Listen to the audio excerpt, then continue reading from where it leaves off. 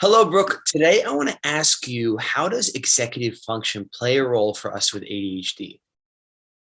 Sure. So I'd like to look at the Dr. Thomas Brown model of the six ADHD clusters.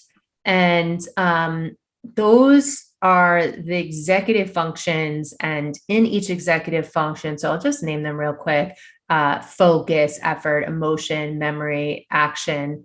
All of those have like subclusters with elements of how they impact ADHD. So everyone has executive functions, and it's in the prefrontal cortex of the brain. But individuals with ADHD may have more chronic difficulty in the executive functions than the occasional impairments of the executive functions in everyone else. So they have much more difficulty in the development and the use of these functions than most of the others of the same age and developmental level. And in fact, individuals with ADHD are typically like 30% less in their social and emotional development than neurotypicals. So the Thomas Brown model really just explains how all of these executive functions work together for people with ADHD. And in childhood, it's more on a basic level. And then as the brain develops, the executive functions show more, and your brain develops around the age of 25 and sometimes not until age 30. So as I mentioned, basic forms in young children and gradually become more complex in adults. So how does this show up in your adult life?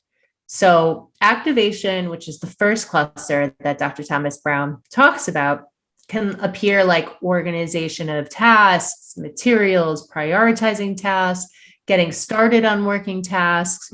So it's like getting that your brain activated to do the thing. So very often we put off things that we don't really have deadlines on or aren't super excited about. And because of that, we wait until the urgency of the last minute. And that's where many individuals with ADHD suffer, that they can't activate or get started on a task unless there's a deadline or it's super motivating. So when people look at children, for instance, and say, okay, they can play video games all day long. I don't understand how my child has ADHD, because they can just sit there and focus on video games or doing art or Lego construction. Those ADHD symptoms of activation, focus, effort, emotion, memory, action, all of those are not seen because it's of something of interest. So as I mentioned, all of these clusters work together. Focusing. So it's not only focusing on a task, but it's also the ability to shift and sustain the focus, even on tasks that might not be super motivating for you. Effort. So can you sustain your effort? Can you regulate your alertness? So many ADHD individuals report they can perform short-term projects well, but have more difficult time with longer-term projects, breaking it down and continue to stay motivated about that. Emotion. We talked about emotional regulation and RSD. Managing frustration and modulating emotions is tough for individuals with ADHD. So that can manifest in a short-term project. Let's say long-term project, as I was mentioning in the last cluster, which is focus. So if you're having difficulty going from, starting the first step to the second step, you might get frustrated because you only know how to do that first step and you don't know how to get to the second step. So you might just give up at that point, or you might not have the right information to move forward. And that can be flustering for you. Memory. So we're talking about like working memory and accessing recall. So if I gave you directions to a house. I mean, I don't know who gives verbal directions anymore, except for my dad. Sorry, Dad.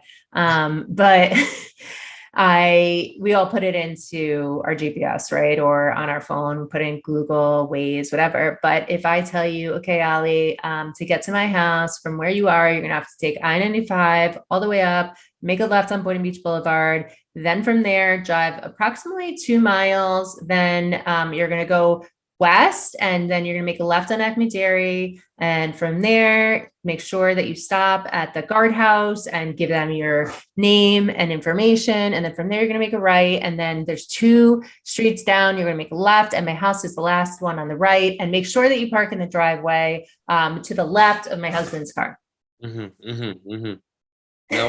No way. Yeah, no way. So that's working memory in order for you to be able to remember all of those things.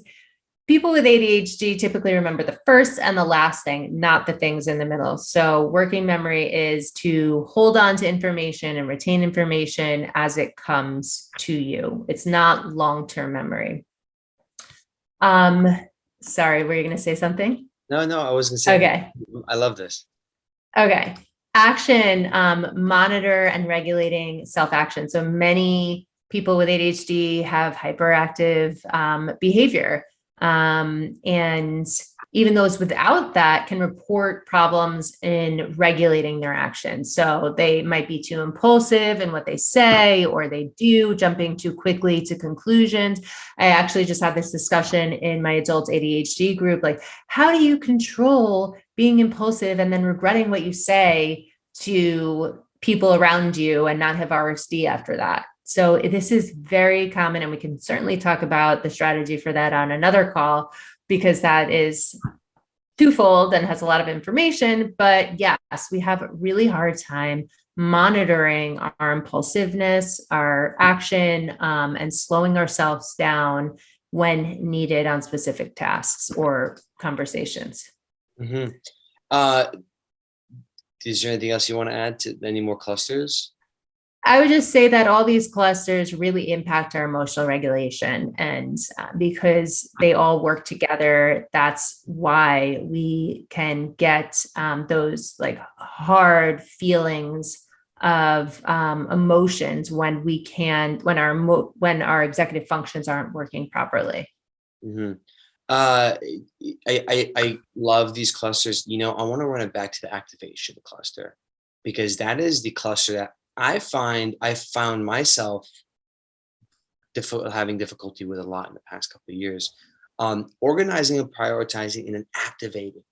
That word, activating, just doing it.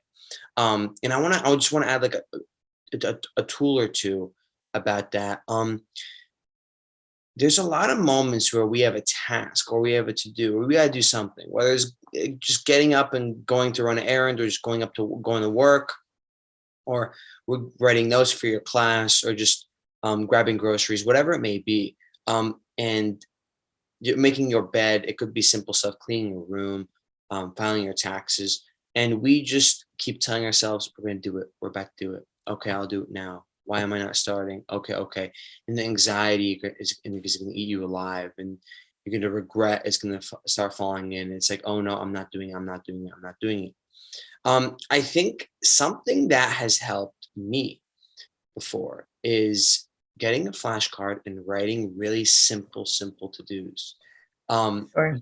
You might have a really little amount of to-dos, but they're just so difficult and take so long. So, okay, maybe it's time to just write a bunch of loads of to-dos and just have a bunch crossed off, which will give you that motivation and that activation. I think it's super. Oh yeah.